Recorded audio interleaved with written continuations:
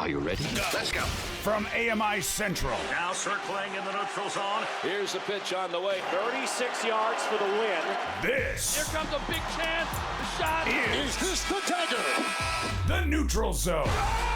Home run. This is as good as it gets. Now, here's your host, two-time Paralympian, Brock Richardson.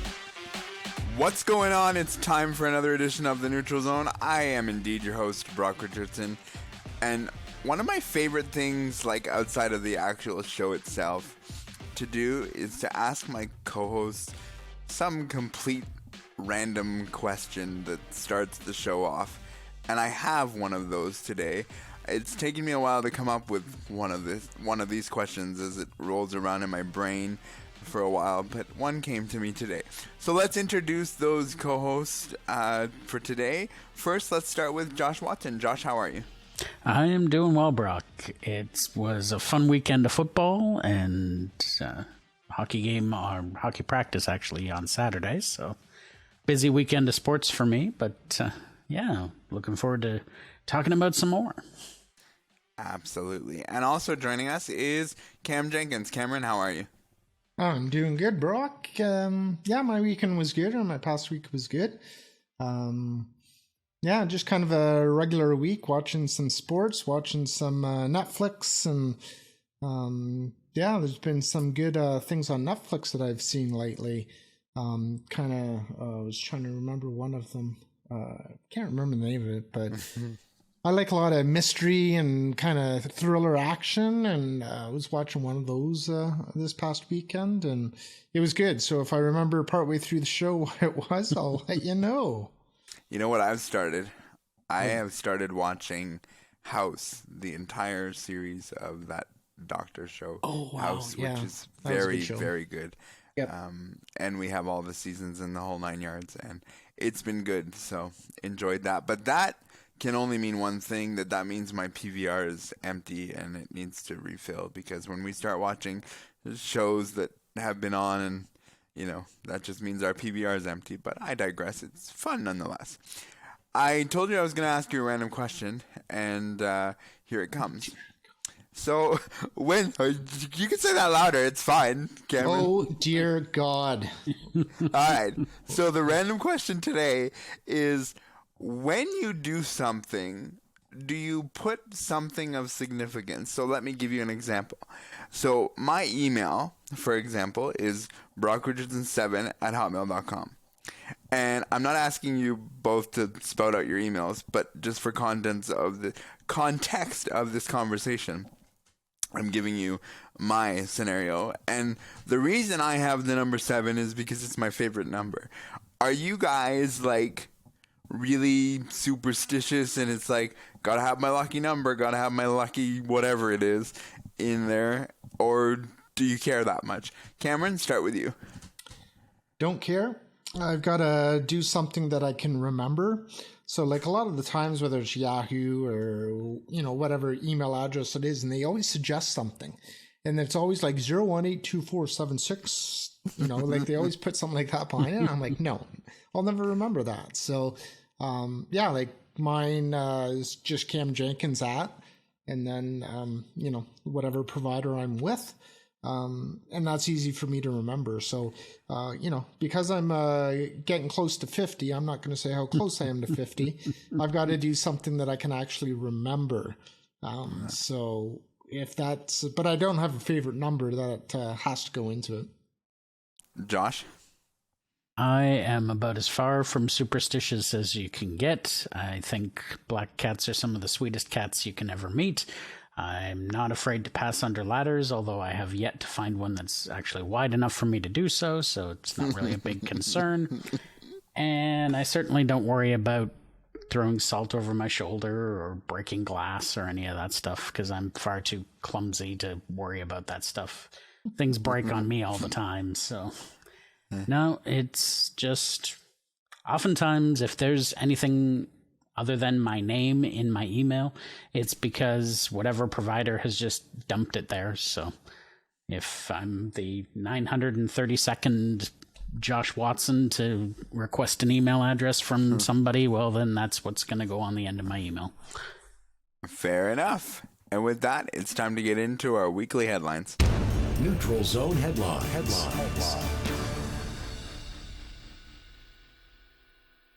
Basketball broadcaster Billy Packer has died at the age of 82. Shelley Adler has more.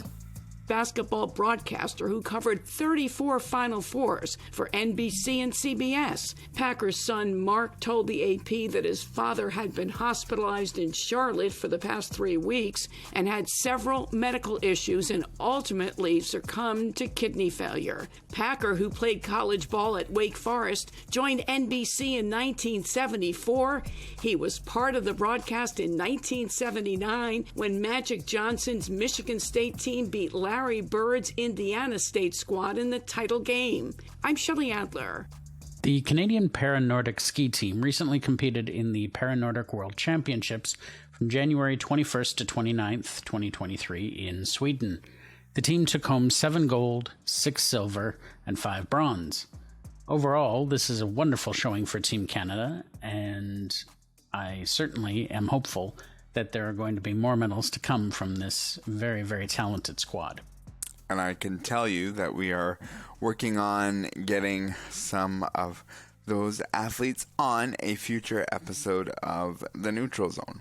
Continuing on in the Parasports community, Team Canada men's wheelchair basketball program took to the court against Japan in a 6-game series that was held in downtown Toronto at the beautiful Pan Am Center. Team Canada took home wins in all 6 of its matchups. There was only 2 or 3 of them that had a point differential less than 5. Congratulations to the men's team as they're getting their reps towards the World Championships in June of 2023. It's official. Former Calgary Stampeders quarterback Bo Levi Mitchell has signed a 3-year deal with the Hamilton Tiger Cats. It's going to be interesting with him being in Hamilton right now. I think that he's going to help make the Hamilton Tiger Cats a bit better. But he's starting to be an elder statesman, and with a 3-year contract, it's going to be interesting to see how well he is going to do for the term of his deal. 5 women's hockey players will be taking part in the 2023 NHL All-Star Skills Competition in Sunrise, Florida at FLA Live Arena on February the 3rd. Team Canada's Sarah Nurse, Emily Clark, and Rebecca Johnston will participate, along with Hillary Knight and Alex Carpenter of Team USA. The skills competition will feature 6 events, including fastest skater, hardest shot, breakaway challenge, accuracy shooting, splash shot on the beach in Fort Lauderdale, pitch and puck using hockey or golf on an island green, and tendy tandem involving shooting goalies. I don't know about you, but part of me is curious to see this, and part of me could not really care less. As you can tell by the way I'm pronouncing some of those challenges or skills competitions, I don't quite understand exactly what they all are. It will be interesting to see what happens, but overall, I think we're getting a little too gimmicky in the NHL All-Star Game for my taste. Yeah, I agree. I think it's just becoming too much to the point that as you were reading that, I was like, did I make a typo or is it splash shot? And then it was like, no, it is actually splash shot. So we'll see how that goes. Those are your headlines for this week. Let's check in on our Twitter poll questions. Let's go back to last week when we asked you, would you trade Toronto Raptors star Fred VanVleet at the trade deadline? Lots of you voted in this poll. We had over 40 votes this week, so thank you very much. 78% of you said yes, and 22% of you said no. This week's Twitter poll question, let's start there. Are you happy with this year's Super Bowl matchup between Kansas City and Philadelphia? Your options are simple: yes or no. You may cast your votes at our Twitter handles coming at you right now. And welcome back to the Neutral Zone AMI broadcast booth. And we are set to get this ball game underway. The first pitch brought to you by Brock Richardson's Twitter account at Neutral Zone BR. First pitch, strike. And hey, gang, why not strike up a Twitter chat with Claire Buchanan for the Neutral Zone? Find her at Neutral Zone CB. And there's a swing and a chopper out to second base, right at Claire. She picks up the ball, throws it over to first base for a routine out. And fans, there is nothing routine about connecting with Cam and Josh from the Neutral Zone. At Neutral Zone Cam J and at J Watson 200. Now that's a winning combination. And this Oregon interlude is brought to you by AMI Audio on Twitter. Get in touch with the Neutral Zone. Type in at AMI Audio. The 2023 Parasport Games are taking place from February 3rd to 5th in Durham, Ontario. Joining us now to talk more about the event is James Titmarsh and Don Terry, who are both part of the organizing committee. Gentlemen, thank you so much for joining us. It's a pleasure to have you. Well, thank you very much for the opportunity. Pleasure to be here. So this question is kind of a two-parter. So Don, maybe we can start with you. And can you maybe talk about the history of these games and how did you be involved with them? Well, the games have been around for a little while. They're operated by the Ministry of the Tourism, Culture and Sport, and we actually hosted these games back in 2019, and so this is our second time hosting the games, and it's just a really exciting opportunity for our community to demonstrate our value and celebrate inclusion and accessibility and just grow opportunities for people to participate in sport. And James, can you maybe talk about how you became involved in these games? Yeah, of course. My involvement started actually back in 2019. I was a sport manager for sledge hockey when Durham hosted the first set of games. And I really enjoyed my time in running the event, running sledge hockey. That in 2023, they asked me to join on as the sport technical chair, which helps oversees all the sports for these set of games. And I was more than happy to jump on. And so, James, my question is going to be for you. How many events will be held at the games? And can you tell us a little bit about what they are? Yeah, of course. So we actually have 11 sports participating this round, and we have 4 demo sports. And I'll actually let Don, after this, talk a little bit about the demo sports because he had the close knit with a couple of them. But the sports that we have range from para-alpine and Nordic skiing.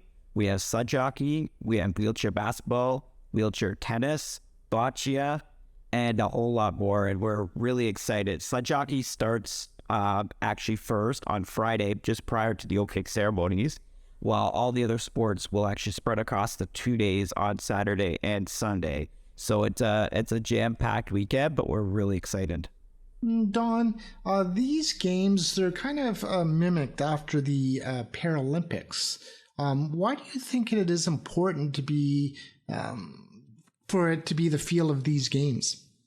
Yeah, that these games are so important because, we all appreciate, I think, how much sport can impact and better people's lives. And so these games are really an opportunity to grow participation, to celebrate the people who are participating. And, that's something that we certainly do here in Durham region. We want to see more and more people participate in the sport because we've seen the impact in our own community of people whose lives have been dramatically improved because they've got the opportunity to participate in the sport and they feel included. That's great. I have another question for James. Is there any cost associated with attending the games if someone wants to come out and check out the events? No, that's the best part is that all of our events are actually free to attend. And we're hoping for the athletes and for the teams that are involved that the more spectators we have out, the more atmosphere and more feeling we have towards the games will help better promote for the athletes and will give them that big game feel where, when you have a jam-packed gym or a full ice hockey rink, that gives them the extra motivation, the extra pride of competing in these types of games. Don, I know there's a lot of interest in these games. Can you maybe let our audience know, is there going to be any live streaming that are unable to see it, or maybe outside of Ontario? We will. Actually, we're very fortunate that some of the programming from AMI is actually coming out and live streaming some of the sporting events. On Friday morning, they'll be live streaming the sledge hockey match. And we have some other organizations come out and live stream. So if you want more information on that, I really encourage you to follow us on Sport Durham on Twitter, Instagram, and Facebook, and we'll post all those details there because we really want as many people as possible to be able to see these events and the athletes. That sounds really great.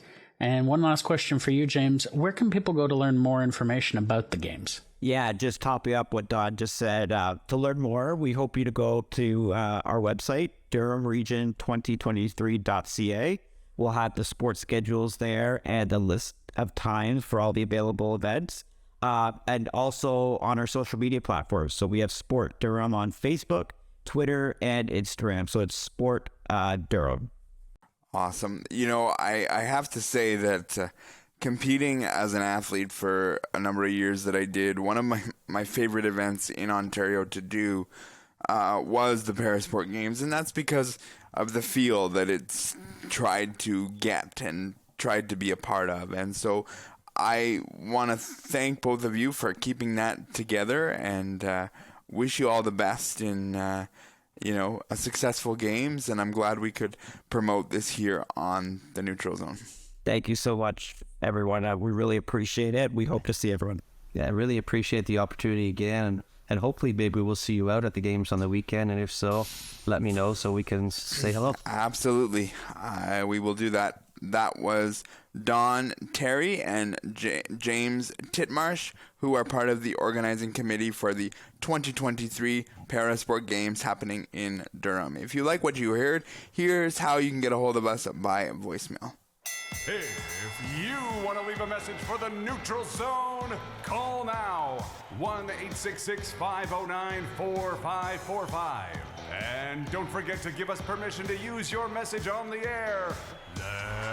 Let's get ready to leave a voicemail. As we often say on this program, we always have so much to cover week in and week out, and that is the case, and we always leave things on the table. And we kind of did this last week intentionally because we just knew that it would be a deep conversation in which we're about to delve into. And to join us on this conversation is the final member of our panel, and that is Claire Buchanan. Claire, hello. How are you? I'm doing fantastic. Have a kid at home that's a little sick, but we're just getting through the day and hanging out, getting some rest. That's okay. He'll join the club. I seem to have woken up this morning with this whole my throat decided to not be 100%. Wonderful. So join the club in that regard. But we're going to get into a really interesting conversation.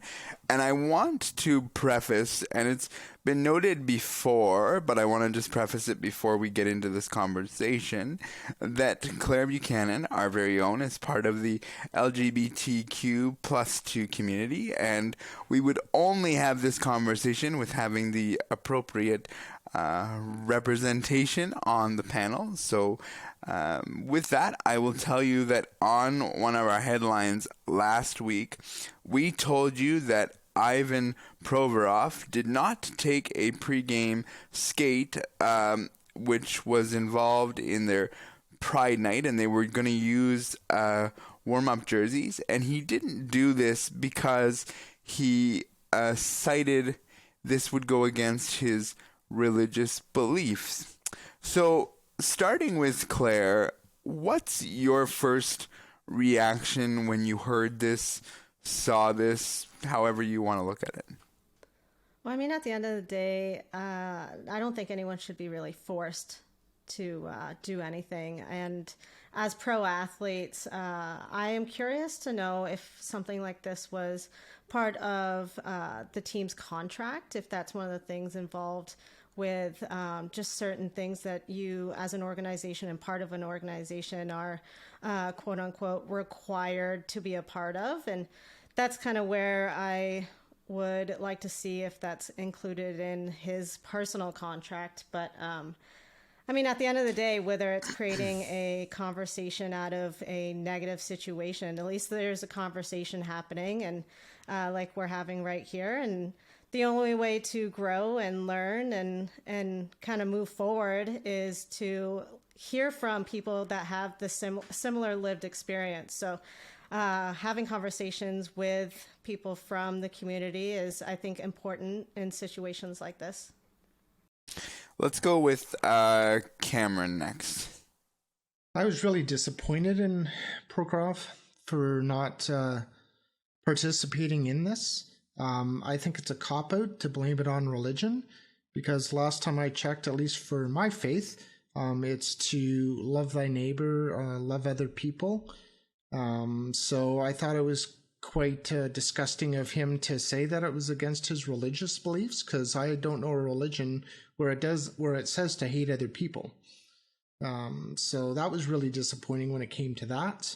I think that it is part of his contract, or it stipulates something along the lines that if you are you are to be included, or you are to represent the hockey club and what they do as far as outside of hockey for fundraisers and different things.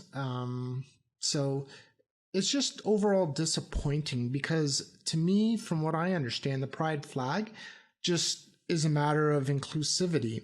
And it's for everyone to love one another, or to, for minorities to be included. And it's just all about inclusion and being included. And it doesn't even necessarily represent the LGBTQ plus community.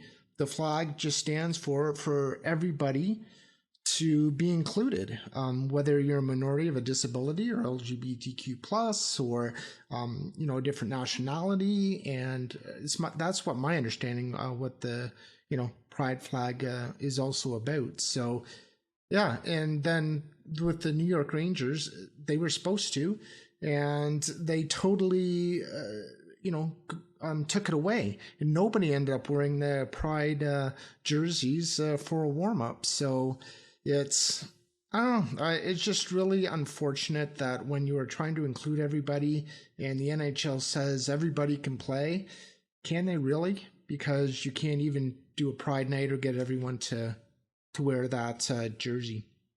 It's, first and foremost, I don't understand why someone feels the need not to participate in something as simple as a pregame skate wearing a particular jersey. Much like Cameron mentioned, I've not seen in the Bible that my religion happens to follow where it says anything other than love thy neighbor as you love thyself. I try very hard, and I hope I've been successful in treating everyone the same, treating everyone equally, because that's what humanity deserves. We all deserve to be treated equally. I understand that different players on a team in a league are going to have different views, and I suppose we have to respect that in some ways, but at the same time, I have trouble believing that this was religious belief at the end of the day. To me, it's a jersey, it's a sign that this is a safe space and anyone can play, and that should be the message. It shouldn't have to become political, it shouldn't have to become a religious discussion. Okay, I'm gonna go back to something Cameron said because I think it's a point, and I'm gonna jump off of that and kind of go back around the circle. Here's the thing. I think citing religious beliefs is the easy answer. That's the answer that you can say, well, this is what I believe. That's the easy answer. I also will say that I'm not sure that it's fair to put the religion as the reason. If you have your own personal beliefs and they align with the religion that you are following, that's fine. But I always think there's ways you can look at something and you can sort of see it different ways. And I think the easy answer to this is, well, it's my religion and that's it. I don't think that's fair. I think, as I pointed out, that's the easy answer. Last time, I'm literally Googling on the fly as we do this because I wanted to be sure. But yes, the NHL does say everyone can play. We're inclusive. That's what they stand by. So going back to Cameron's point, Claire, were you surprised, or have you been surprised at the fact that the NHL hasn't stepped in and done something now with the New York Rangers following suit and saying, we're just going to pull the whole plug? Yeah, it's kind of discouraging. Like Cam touched on, they're saying one thing of, we want to create a safe space for everyone to play hockey, and everyone is able to play hockey, and they want to create a space that the next generation is able to come in and feel not only safe but excited to be in an atmosphere that looks diverse and feels inclusive. And it's for one, he's young. Realistically, he's 26 years old, and I would really like to know if he actually has people in his life that are part of the queer community, because I think he is using his religion as a cop-out because he hasn't had those deep conversations with people of the community to be able to have that growth as an individual.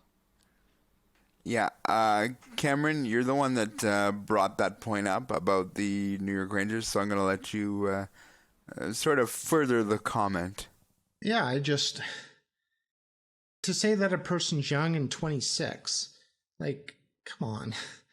That's not, for me, that's not too young. And he doesn't agree with probably the LGBTQ plus and, what they do. And it's really unfortunate. And for people like that, I am like, I hope you end up having a brother, a sister, a good friend, a cousin, some family member that is that way. And like, then are you going to change your opinion? Because a lot of times people don't change their opinions until somebody close to them is, has a disability or is part of the LGBTQ community or whatever the case is. And then for some magical reason, they start to understand. And then they're like, oh, okay, yeah, I'm okay with it. But that's only because I have somebody, within my circle of family or friends, that's a part. So I don't know, man, it just really bugs me. And I'm saying this because I'm a minority of a person with a disability, as we all are. And I hate it when people judge me to say, oh, you have a disability, or, you're not tall enough, or whatever the case is. That really bothers me. And I don't want anyone else to feel that way. So why the HE double hockey sticks would I judge a person because if they're part of the LGBTQ plus community? And for the Rangers, they just did away with the jerseys. I still think they had a Pride night, but they didn't do the jerseys. So what does that show about inclusivity? It is like they're not showing it by not And what if one of their teammates is there? They always talk about going to war with their teammates. And are you really going to go to war with a teammate if they're part of the LGBTQ plus community? Like, it upsets me so much that people judge other people just because of, their sexual orientation or their disability, or like, I hate to like be a commercial for, what was that, the Coke song? I like to give the world a Coke and live in harmony. But like, that's what I want. And I know that I live in a Disney world, but that's what I want. And that's what I'm going to keep, sitting on my soapbox and doing, is to get everybody to be included, no matter what your minority is.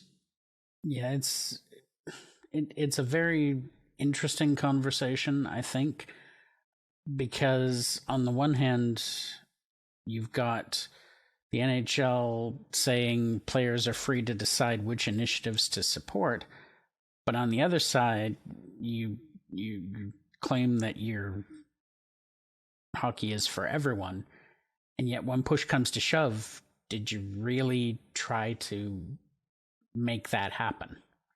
It really doesn't seem like it to me. And I think... No, especially the Rangers, because they promoted it beforehand, that they were going to do this. And it was a last-minute decision not to. Like, get your head out of your you-know-what. And if you're going to say you're going to do it, then do it. Or at least talk to the players beforehand to be able to say, okay, no, the players don't. So, like, don't even promote it in the first place, because then the media is going to come down on you. Sorry to interrupt. Yeah, there's got to be a level of accountability. And I think that's what's been kind of swept under the rug in this whole situation, is that no one's really being held accountable for the way that they're using their platform. As players in the NHL, they have this platform, and it needs to be more mandated of how they go about the way that they speak to the media. They have such a way of making change because of that platform. And I mean, yes, Provorov is using his religious beliefs as his reasoning, but I think we also have to bear in mind where he's from and the society that he comes out of, because I think that has a lot to do with this as well. And I think if he was aware of how many people are part of this community, then I think he might change his tune. I agree with you. Well, that's what I was trying to touch on with not only him being young at 26, but he's coming from a cultural background that he might not have a group of individuals just naturally around him that are part of different minority groups. And coming over and playing in the NHL now, I think that's just going to happen more for him, and just naturally might create situations and conversations that will kind of spark, hopefully, that growth of him wanting to learn about other individuals outside of his normal circles. I want to also put out here, because as you guys were having the conversation, and I don't often look at the forum that we use. I don't look at all of you. I usually look at scripts, and I'm watching all of your facial reactions as everyone's talking, and you can see that, like, Cameron wants to explode over there. Like, you can literally see that he wants to explode. And it's okay, it's okay, Cameron. It's fine, this is why we're having this conversation. But growing up, whenever I always got a job, it was always, and even now with my mentors in the radio business, it's always investigate your job. And I'm going to take out Ivan here. I'm just going to ask this as a broader question. Have we missed the boat on checking our job and fact-checking the job versus looking at, I could make X amount of dollars and I'll just sign this down here, and, when it comes up in the moment, then at that point, I will bite, if you will. I will, be the outlier, be the difference maker. Have we lost in this moment that thought of do your homework, do your investigation? Cameron, then Josh, then Claire. Yeah, like Rogers is the big thing in Ontario for cell phones, and when you sign a new contract for that, that's like 80 pages. There's no way that I check that contract or read it word for word. But this comes down to like just accepting somebody for who they are. Like, to me, it's not a contract. It's just a human being, and accepting another human being for who they are. And like, the heck with the contract. So to me, this is just like a human being a certain way and growing up in an environment where, they thought it was wrong to be part of the LGBTQ plus,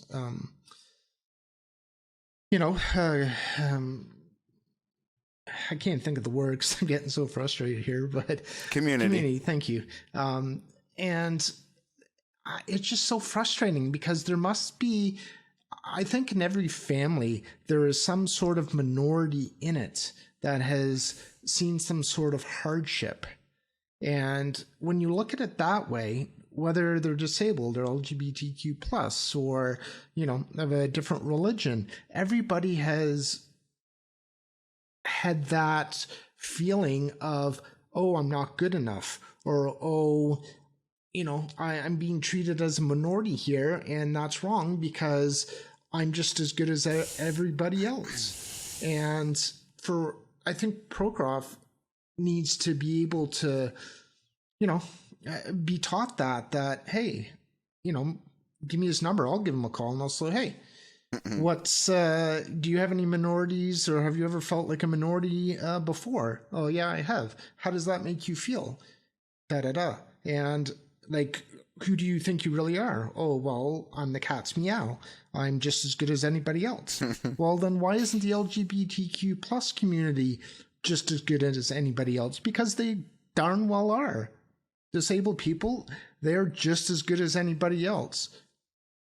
Period. End of story. We're all equals. And like I have said in my school book yearbook, or I think it's on my Facebook profile, everybody has challenges. It's just that some are more noticeable than others. Yeah, I think in this case, getting back to Brock's question, I think what we're talking about is Provorov understanding what you're getting into and the fact that you're going to be asked to be part of these promotional nights. And so if you don't have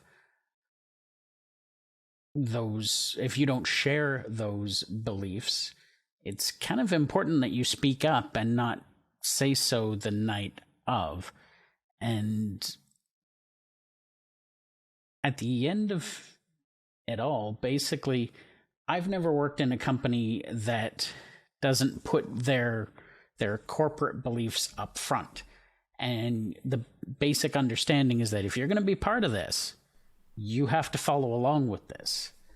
And in our day and age, we are, I hope, at least publicly, trying to be more inclusive among all groups. So I think that's the biggest, one of the biggest frustrations. The other one, which I don't think we've touched on, and I'm sure, Brock, I'm probably taking the question right out of your mouth here, is he didn't participate in the pregame skate wearing the jersey, but then he was allowed to play 20-some minutes of ice time during the game. What message does that send to people? I think that is a whole other ball of wax that we haven't even gotten to yet. Yeah, because that's the and you did you took it right out of my mouth, and that's fine. But to me, if you're not going to stand by the, and Claire, I'm going to let you weigh in just a second, but if you're not going to stand by the belief because of the action they did of wearing the jersey, the tape, all of those things, then why are you participating in the evening? Because last I checked, the whole thing was the evening, and the outlier was we're wearing the jersey, we're doing the tape, but the whole night was celebrating Pride and what it stands for, Claire. You're absolutely right. When you go to any sporting event that has a Pride event, you're right. It's not just the warm up and it's not just the pregame stuff. They dedicate that entire evening in between periods or quarters to re-send that message of this is a safe space, not only for other players that want to come out and be open as a pro athlete, but also the fans. Just like Josh touched on, when you are looking to join a new group of individuals, you want to make sure that your ethics and your message line up with each other. And it's important to go into any situation knowing that you guys have the same goals in mind and you guys want to send the same message as a group. And them letting him play after that, and then also giving him the platform in interviews was, I think, just a bad move, because it sent a message of, yeah, we're saying this message, but our actions aren't actually aligning with what we're saying now. And what with Prokhorov, like, if he didn't want to take part in the skate and wear the jersey because it's against his religious beliefs, like, I believe, you've maybe said in different words, but why not excuse yourself from that whole game and that whole day? That's what I'm asking. Player. Because if their beliefs are that strong that they don't believe in that, well, then say you can't play in the game tonight. And he never did, because, of course, he wants to play. He also wants the paycheck. Let's not kid ourselves. Yeah, for sure. So, like, if you want to stand on your beliefs or stand by your beliefs, well, do it for the whole entire thing, not just the warm-up skate where you just go for a little dipsy doodle around. And that's all you do for the pregame warm-up. Like, take the entire night off. But no, he's not going to do that because he wants to help his team win. And how I think what you're trying to say is your I know what I want to beliefs say, are only your beliefs are only going to a certain point. Your beliefs have a beginning and an end. They don't have it's not a complete story. I didn't say the end because, well, I did say the end, but I didn't mean like the end of the story is done, because you're all right. He did choose to play in the game. I think a lot of what happened here to do that benefited him, and that's what most people do. They do what benefits them.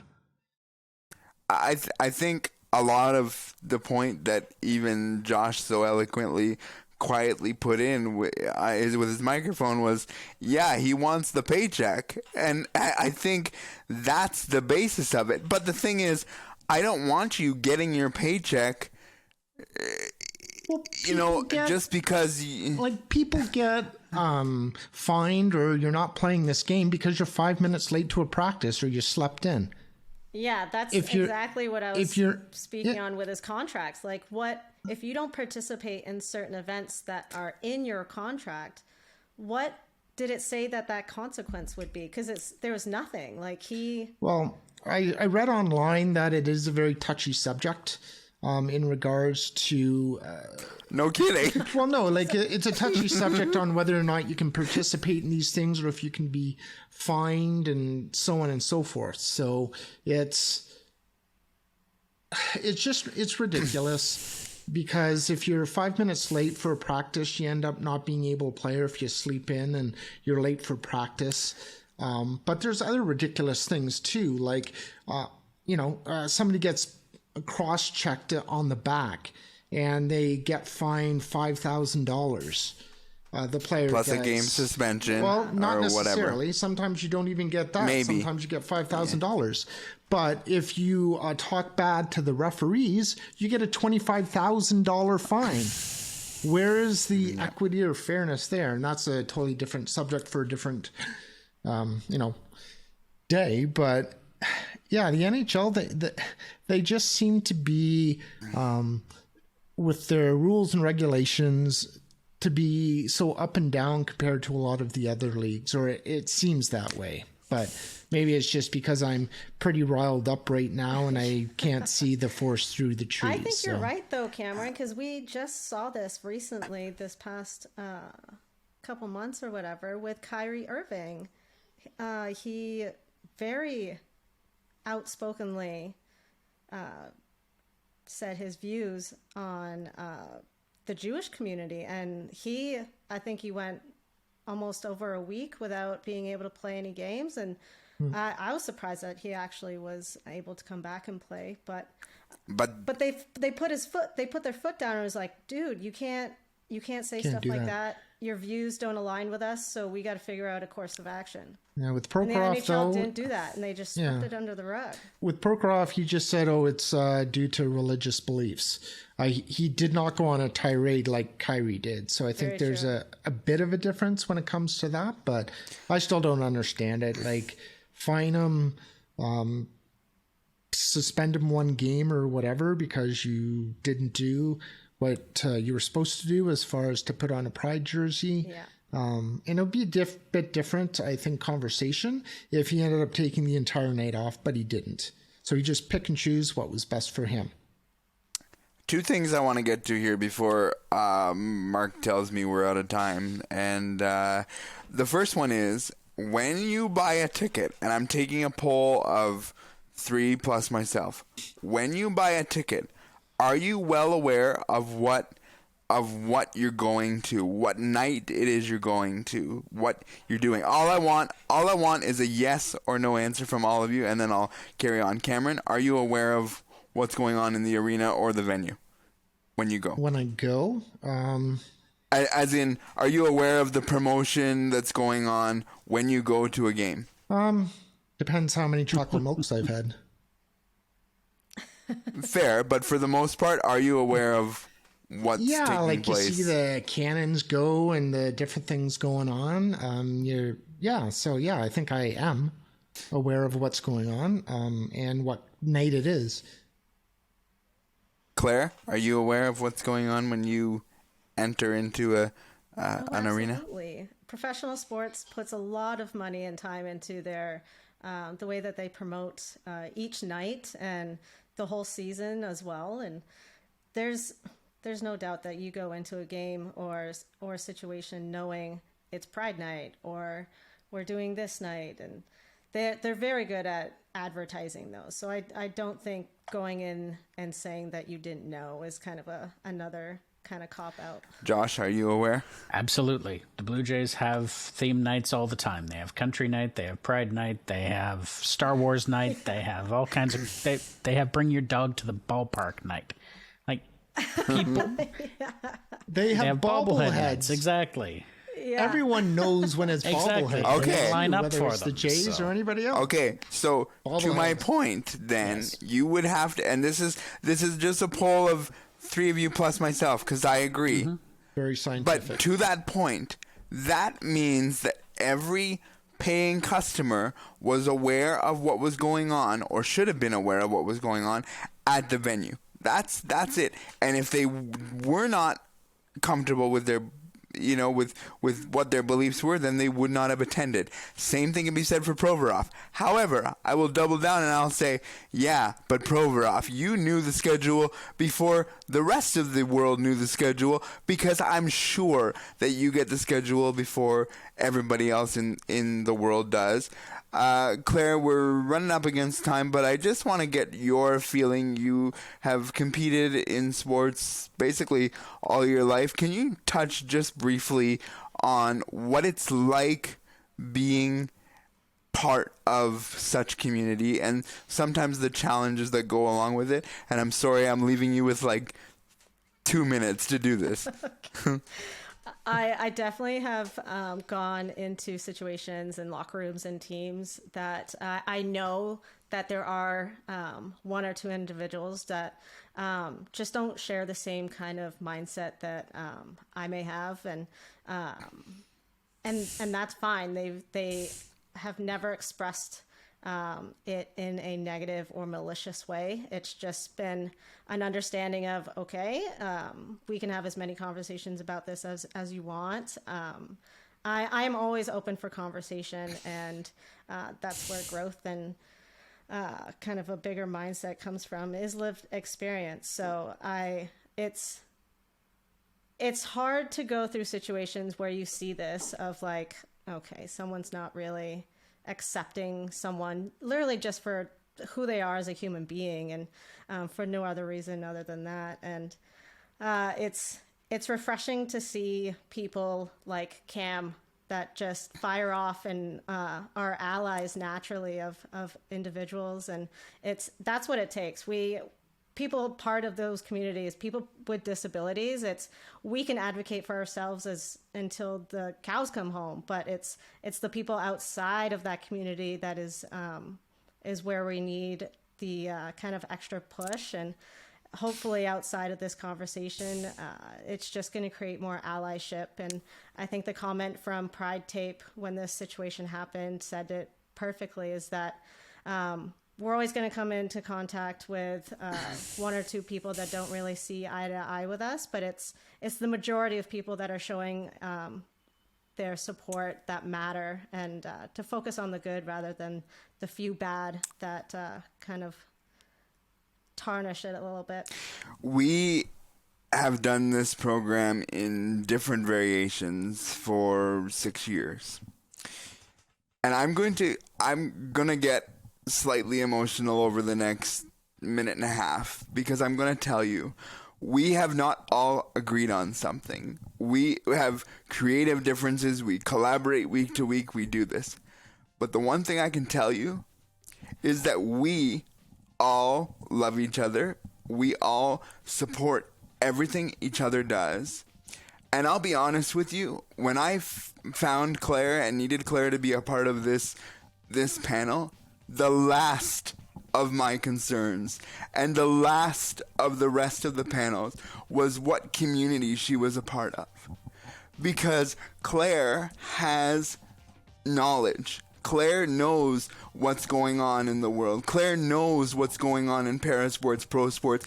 Even if she didn't like baseball at the beginning, she's learned. And her orientation means zero. Not a thing to us. And so as professionals, we do have to learn at times that we need to love our neighbors and love the ones that we choose to be friends with. Do we like every decision they make? No. But at the end of the day, we love them all. That is the end of our show for this week. I would like to thank Josh Watson, Claire Buchanan, Cam Jenkins. I'd also like to thank technical producer Mark Aflalo. Podcast coordinator is Ryan Delahanty. Tune in next week, because you just never know what happens when you enter the neutral zone. Take care and be safe.